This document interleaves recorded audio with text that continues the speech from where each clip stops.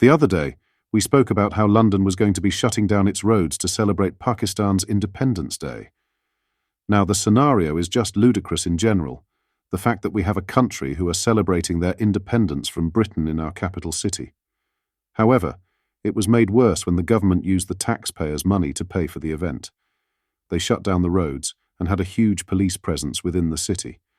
Now, we did already speak about this, and now that event has happened, we have started to see footage of how the police treat these people compared to British nationals, and just the absurdity in general that we can't celebrate St. George's Day or our country getting to a Euros final, but they get to do this in our capital. Now, before we get into the video, please hit the like and subscribe button and join our fast-growing community. So this first clip is what the event kind of was. A street parade in various parts of the city that obviously seen road closure and a big police presence. Have a look.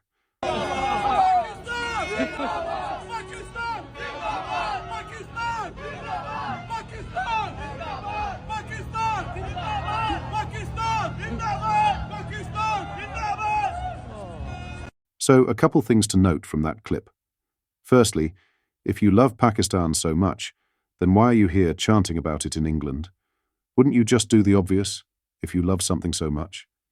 Then secondly, we are causing an inconvenience to other British nationals so they can celebrate their independence from Britain in our streets, whilst we can't celebrate St. George's Day or England getting to the final of the Euros. Make it make sense. Honestly, it's a disgrace. Then a big subject this past couple weeks has been regarding two-tier policing. Now, before we use our imagination, I just want you to look at both of these clips and see how the police are acting.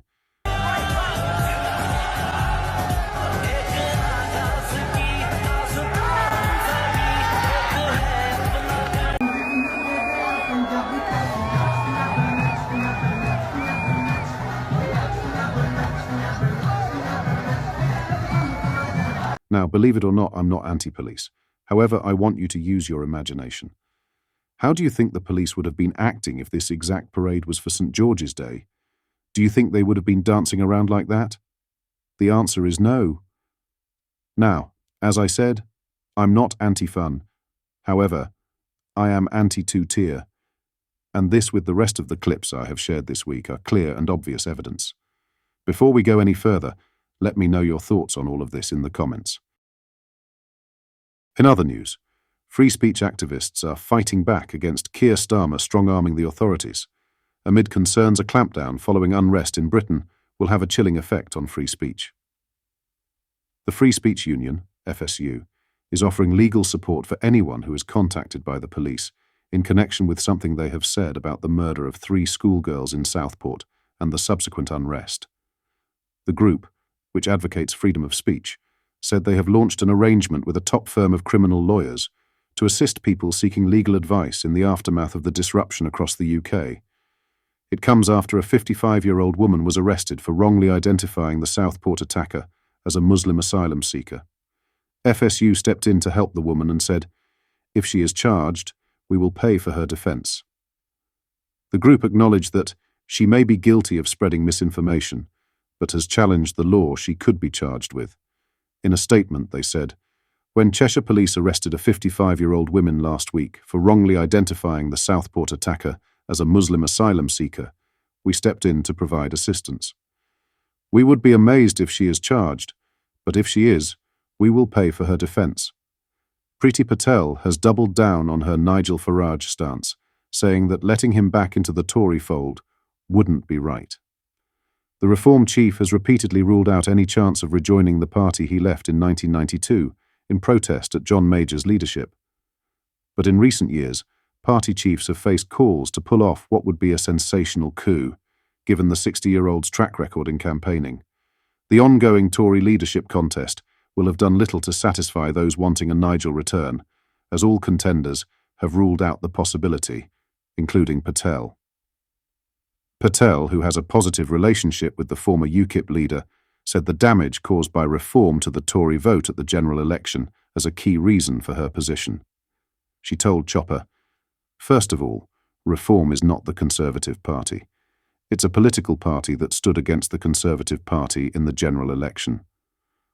On top of that, We lost a lot of colleagues, good public servants, so I think it's just not right. He's the leader of a political party. They'll do what they do. We're in the process now of election, a party for our party and rebuilding our party. Patel went on to explain her vision for the party and insisted her priority is ensuring they learn the lessons of the chastening vote in July. My complete mantra for the future of our party is going back to being the authentic conservative party that we always had been, she said. I think that got lost in translation. You mentioned the 4 million people who voted for reform, and rightly so. It's important to recognize that a lot of them were disillusioned. A lot of them saw that we failed to deliver. We saw a lot of tactical voting in this general election. These are big messages and lessons to my party. We've got to learn from TAT.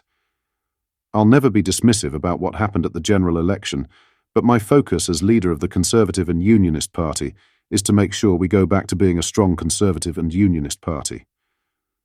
Patel was critical of Nigel earlier this month after he compared recent riots to Black Lives Matter protests.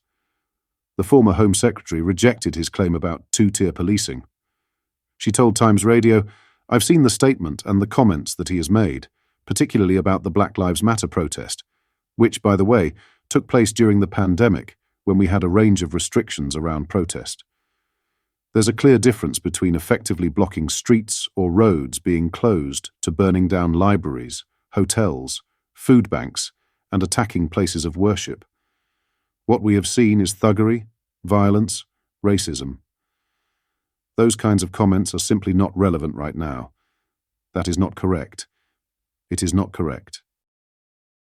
Lastly, London Mayor Sadiq Khan has announced he will be closing the ultra-low emission zone scrappage scheme within weeks, potentially leaving thousands of drivers in the lurch. Having been introduced in 2022, the ULEZ scrappage scheme has helped remove polluting vehicles from the capital's roads, although the deadline for new applications will end on Sunday, September 8th. In a statement, City Hall said the scheme would be wound down in the coming weeks following a substantial drop in the number of scrappage applications it had received.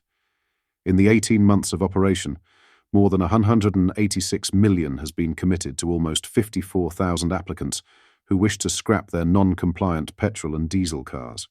Owners of older, more polluting vehicles that do not meet the emissions standards of the ULEZ have the option to scrap their vehicles for grants, retrofit them, or donate them to the Ukrainian war effort. These can range up to $9,000 for minibuses, $7,000 for vans, $2,000 for cars, and $1,000 for motorbikes. Commenting on the announcement, Sadiq Khan said, "I am proud that the scrappage scheme, the biggest in the UK, has supported so many Londoners to switch to cleaner, greener vehicles. ULEZ compliance has now reached more than 96%, bringing cleaner air to millions of Londoners.